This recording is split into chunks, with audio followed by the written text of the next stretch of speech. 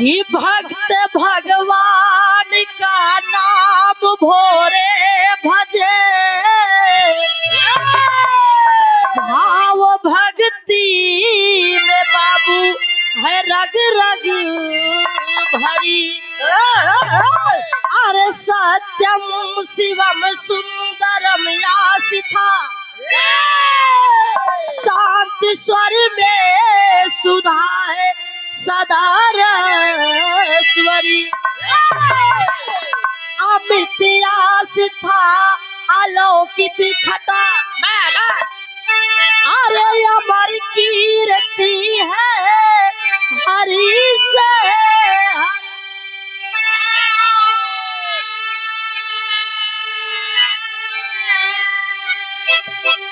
अरे सबकी झोली भरते सदा इस जगत में। अरे जो भी गया बाबा भोले की नगरी।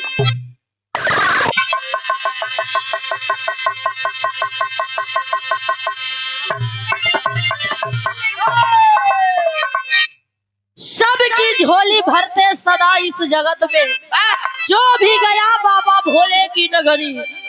हमारे बिरहा में एक लाइन गजल का टुकड़ा है मास्टर, कैसे?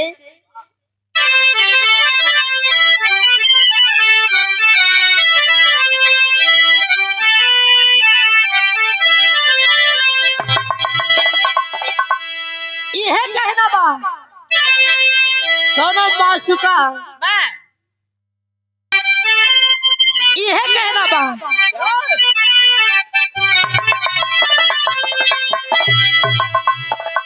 कोनो लड़की कोनो लड़का न देख के कहे यह ए मिस्टर आपका ध्यान किधर है? सारा माल इधर है। कहे लड़की अरे कि मैं नाज हुस्न हूँ, अरे तू मेरा है कराम करो।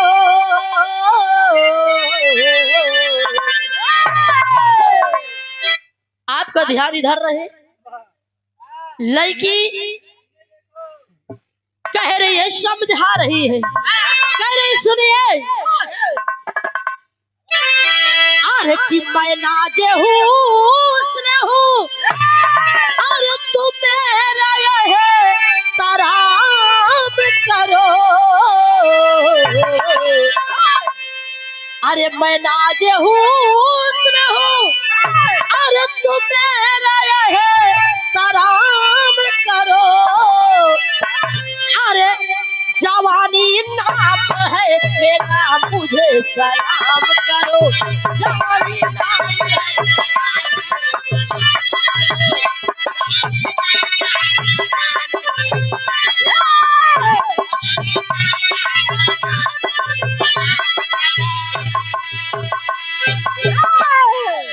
कहे जवानी नाम है मेरा, मुझे सलाम करो। लेकिन यही भाव में कहना मास्टर,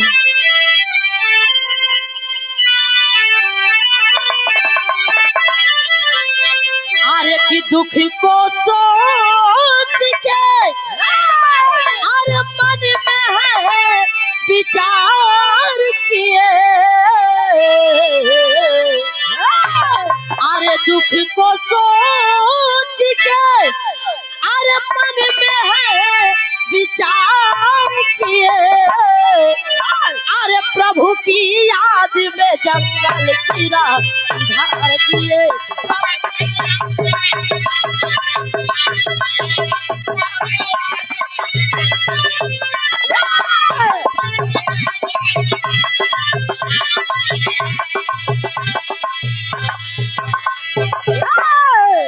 दुख को सोच के मन में है विचार किए, प्रभु की याद में जंगल की राह सिधार दिए। गौर करेंगे बाबूजी, आखिर बात के कर हो। यही से कहानी का शुरुआत होता सारंगम कहना मास्टर।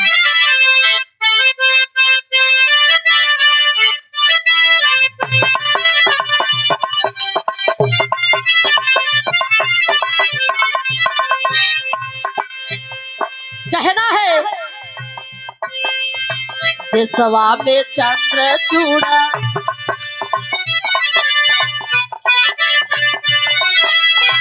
देशवा में चंद्र चूड़ा रहले गरीबावा हो रहले गरीबावा हो पतिया बताई सरकार जी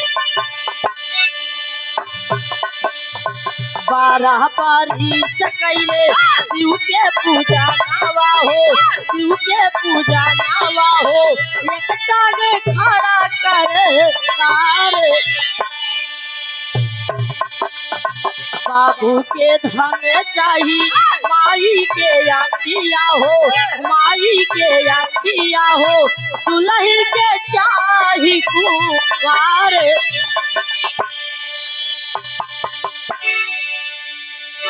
गौर करेंगे बाबूजी एक भगवान भोलेनाथ के बहुत बड़े बहुत सच्चे भक्त हैं जेकर नाम चंद्रचूड़ बताया गया।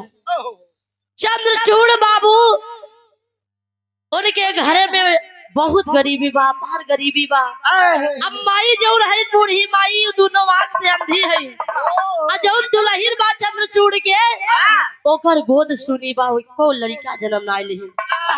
बाबू एक दिन भक्त चंद्रचूड़ जात थी जंगल में अब भगवान भोलेनाथ के भक्ति करत थी भगवान भोलेनाथ के भक्ति करत थी 12 वर्ष एक टांग पे खड़ा हुई के तपस्या करन भगवान भोलेनाथ के तब जाई के बाबू भगवान भोलेनाथ जी साक्षात दर्शन दिए कहे यार मेरे भक्त आज मैं तुम्हारे ऊपर बड़ा प्रसन्न हूँ आज मांग लो जो हमसे मांगना हो। तब देखे भक्त चंद्रचूड़ मांगत ही कहा गीत लगत हो भैया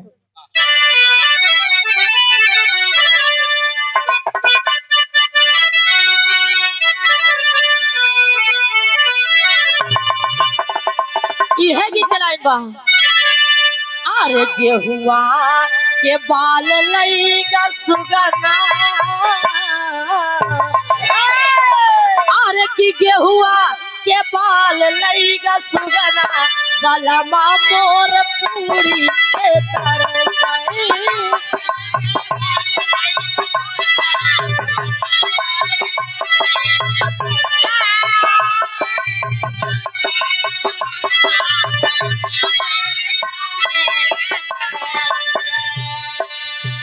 ए भैया इधर भक्त चंद्रचूड़ भगवान भोलेनाथ जी से मांगा थी का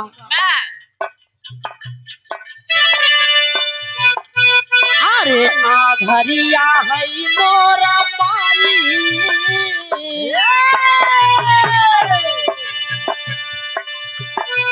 अरे आधरिया है मोरा माई भोलेनाथ तो से बताई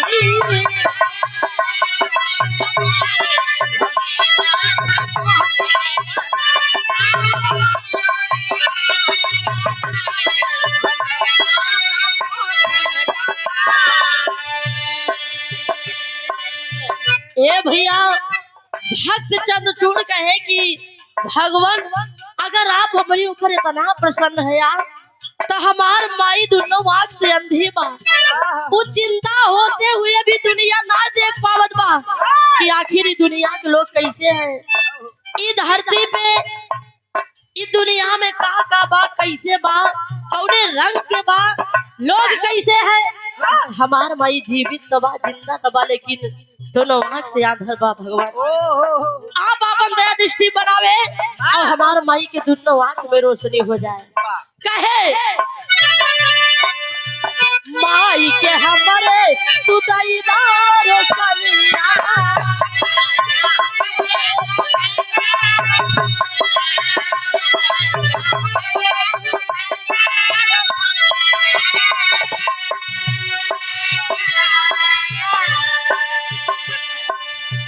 जैसी हूँ देख सके सुना सारी दुनिया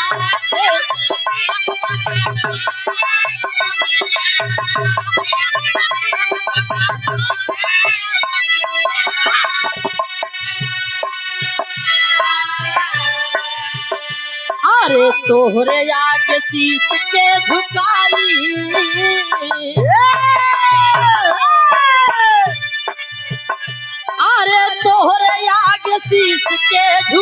माई भोलेनाथ तो से बताई।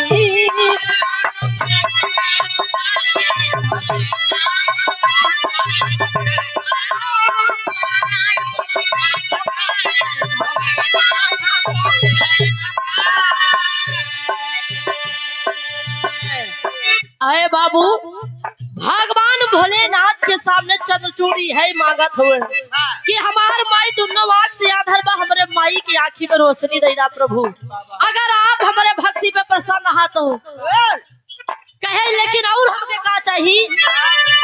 चंद्रचूड़ बतावे, धुन चेंज होता भैया।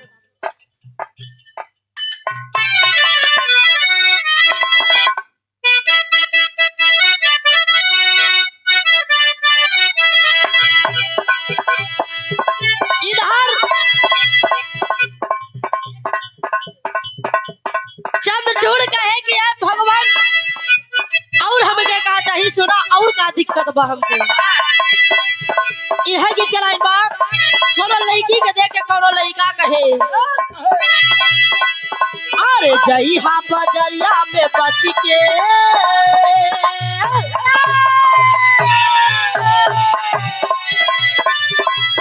ए मैडम, इस युग जमाना बहुत चेंज भबा, तनी बच के कहे, और जई हा बजरिया में बच के कहीं धक्का लगे ना, जई हा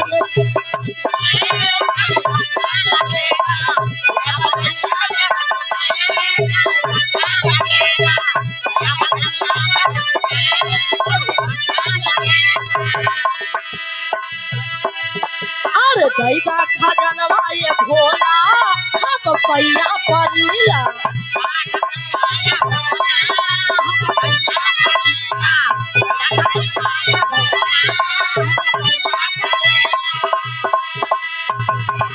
कहे चंद्रचूड़ का, और दैदा खजनवा ये भोला हम पैया परिला।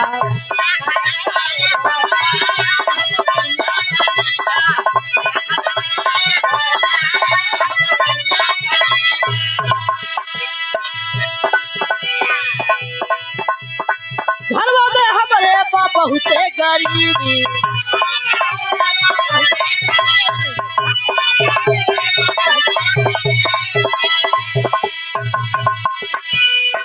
दुखवा में तूने नाही कहूँ गरीबी।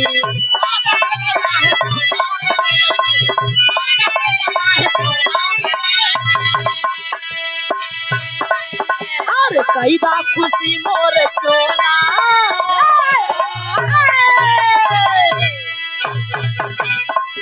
और कैदा खुशी मोर चोला हम कैया परिला।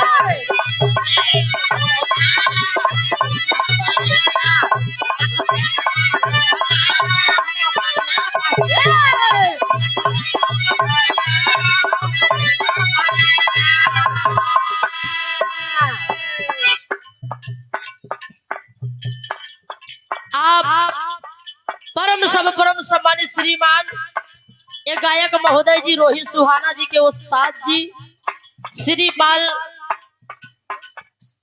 श्रीपाल सरोज, आप दादाजी की ओर से बड़ा ही सुंदर पुष्पहार स्वागत की कड़ी में 51 रुपए का महान आशीर्वाद दे करके सम्मान किए। आपके श्री चरणों में कोटि कोटि प्रणाम हो।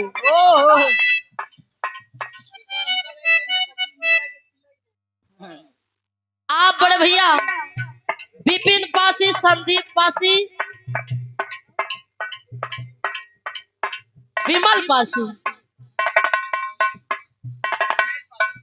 रमेश पासी और संदीप फौजी भैया, आप तीनों भाइयों के ओर से 51 रुपए का महान पुरस्कार बहुत बहुत प्रणाम हो।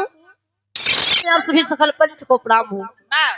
इधर भक्त चंद्रचूड़ जब मौका पाए भैया तो कहे, हे प्रभु हमारे घर में बहुत गरीबी बा, आप यहाँ हमके वरदान दई दा कि हमारे घर के गरीबी दूर हो जाए, हम लोग सुख शांति से रहे लगी। और एक समस्या बा भगवान चंद्रचूड़ कहा थी का तेरी में कहना मास्टर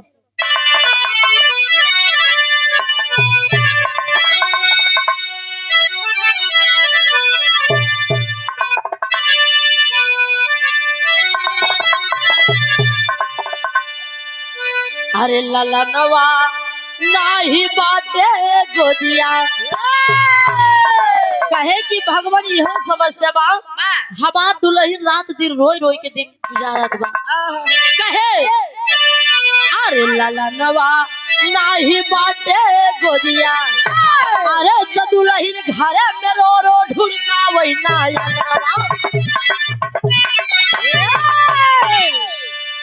दुल्हन घरे में रो रो ढुरका वही नयनवा ललनवा नाही बाटे गोदिया। ए भैया इधर चंद्रचूड़ भगवान भोलेनाथ जी के सामने तीनों वरदान मांगा थी। भगवान भोलेनाथ जी कहे कि आए भक्त मैं तुम्हारे भक्ति में जरूर प्रसन्न हुआ हूँ लेकिन इन तीनों में से कोनो एक वरदान नहीं पाऊँ। तीनों में से जाऊं तो सबसे ज्यादा जरूरी समझा वह हमसे मांगला क्या है आपको चाहिए। तब भक्त चंद्रचूड़ सोचे सोच में पड़ गया कि जरूरी तो तीनों बा हम मांगी तो का मांगी। उस समय बाबू कहे भगवान आप हमका थोड़ा वक्त दे हम आपसे बतावत थे। जाते हैं भक्त चंद्रचूड़ अपने घर पे हुआ अपने बूढ़ी आधर अपने माता जी से पूछ के आवत है कहे कि माई हमारे भक्ति में भगवान भोलेनाथ प्रसन्न हुई के साक्षात दर्शन दे अब हम तीन वरदान उनसे मांगे। भगवान भोलेनाथ जी कहा तो वे तीनों में से कौनो एक वरदान दे। अब तय बताओ माई कि हम कौन वरदान मांगी का सबसे जरूरी बा।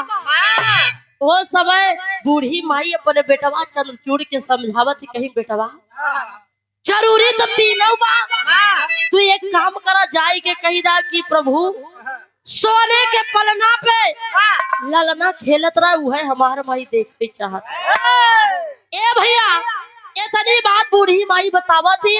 भक्त चंद्रचूड़ बड़ा प्रसन्न होई के आवत ही भगवान भोलेनाथ जी से कहे लगे गीत लगा था झकोरा मारे झूले।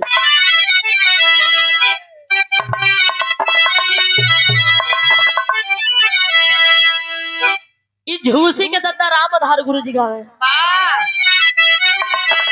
अरे झकोरा मारे झूलनी ए भैया झकोरा मारे झूलनी ताऊ है साड़ी लहराई हो झकोरा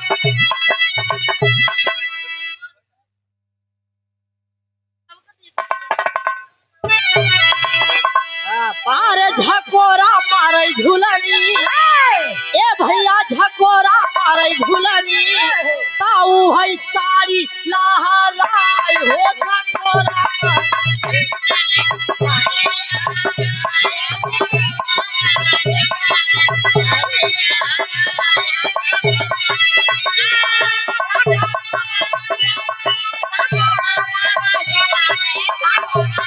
झूलनी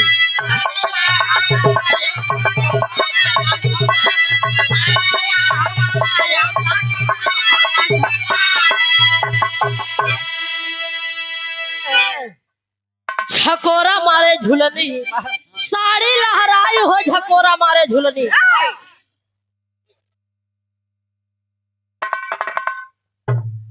इधर भक्त चंद्रचूड़ जाए के भगवान भोलेनाथ जी से कहे का अरे की खुशी में बोले मनवा अरे खुशी में बोले मनवा देते मनसा पुराई खुशी में बोले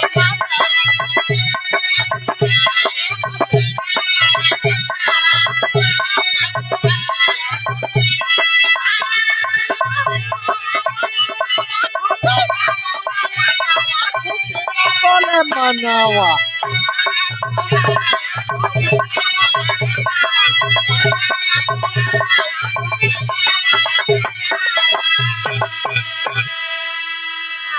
भक्त चंद्र चूड़ करे तोहर पूजनवा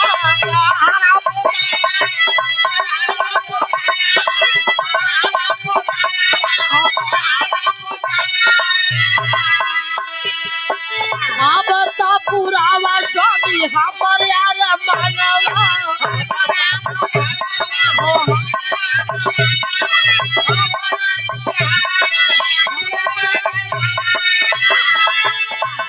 अरे बेटवा के लाज साली देता बचाई खुशी में बोले मनवा अंसा पुराई खुशी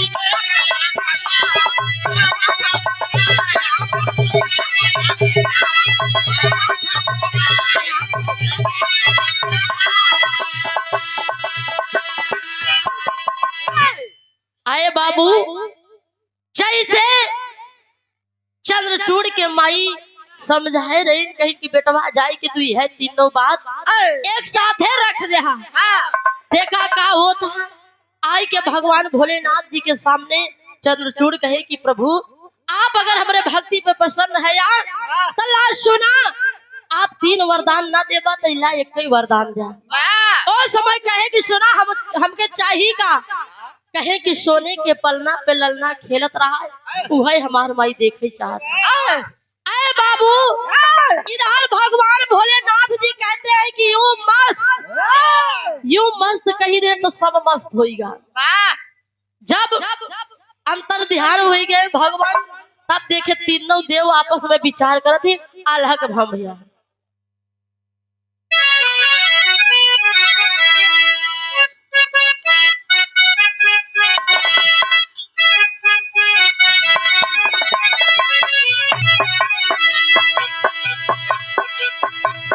ब्रह्मा महेश विष्णु करेला विचारवा बाबू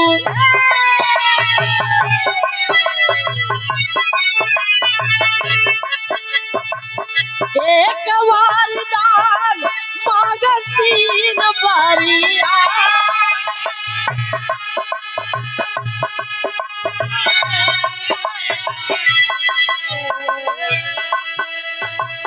बाबू के धन चाहिए माई के अखिया भैया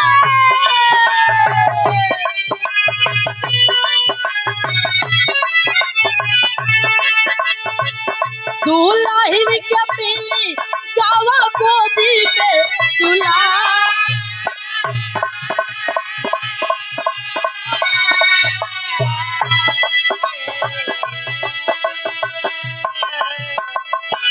आए बाबू एक वरदान के संग में तीनों वरदान पूरे हुए। ब्रह्मा विष्णु ऊपर से कह रहे हैं कि का हो जब वो भक्त तोहार 3 वरदान मांगत रहा तब तो का बहुत भारी पड़ा ई का कह के चला आया सोने के पलना पे बाबू यानी कि धन दौलत मिल गया उमर ललना खेलत बा यानी दुल्हन का इच्छा पूरा होएगा ओकर गोद भरीगा एक प्यारा से मुन्ना का जन्म होएगा अब उहे उनकर माई देखत है कि माई की आंखी में रोशनी आएगा बाबू हो जाएगा आखिरी लाइन में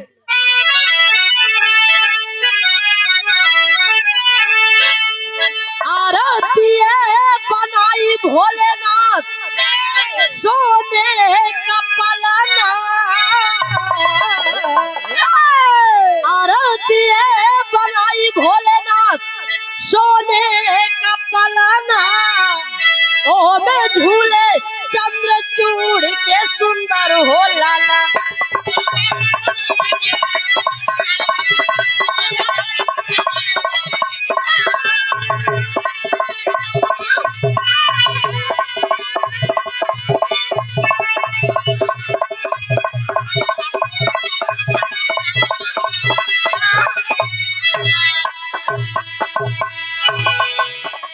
आए बाबू एक वरदान में 3 वरदान पूरे हुए और चंद्रचूड़ के जो प्यारा सा मुन्ना उनके घर में जन्म लिया।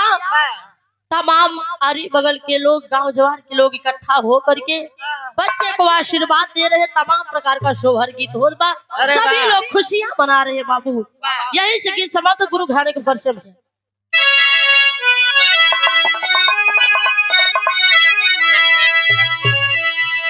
गुरु भोला गुरु बाबा दी गुरु दया राम गुरु का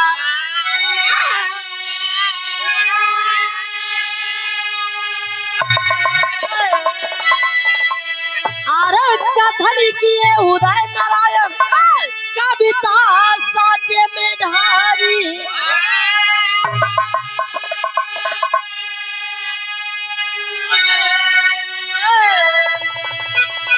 ललनवा नाही बाटे गोदिया गायिका नीलम राज के बनल रहे सम्मानवा हो ललनवा नाही बाटे गोदिया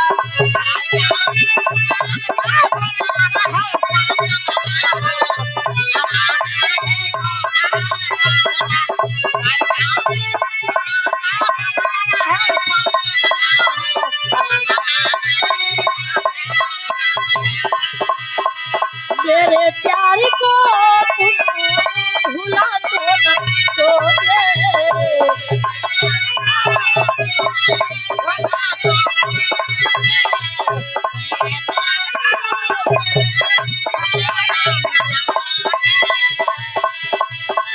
मेरे प्यार को तुम भुला तो न दोगे मेरे प्यार को तुम भुला तो न दोगे कहीं मुस्कुरा छुड़ा तो न दोगे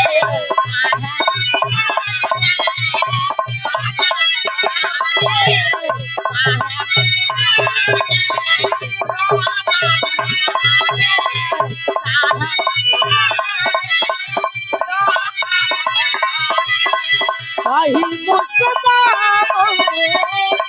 छुड़ा तो न लो